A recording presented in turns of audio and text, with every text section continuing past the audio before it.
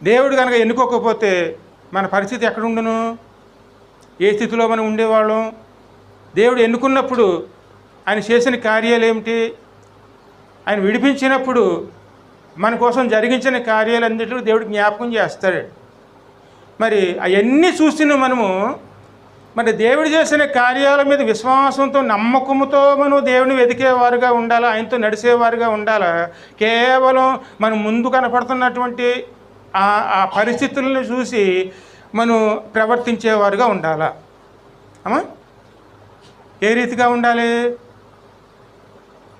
ఏ స్థితిలో మనం మొరపెట్టాం, ఏ స్థితిలో దేవుని సన్నిధిలో మనం మొరపెట్టి ఆయన సహాయం కోరాము, ఏ సమయంలో దేవుడు మనకు సహాయం చేశాడు, ఏ విధంగా ఆయన మనల్ని విడిపించాడు, ఆ విడిపించడానికి ఎన్నో కార్యాలు, గొప్ప కార్యాలను చేసిన కార్యాలు మనం చూసాం. ఆ చూసిన కార్యాలు మన ముందే జరిగిన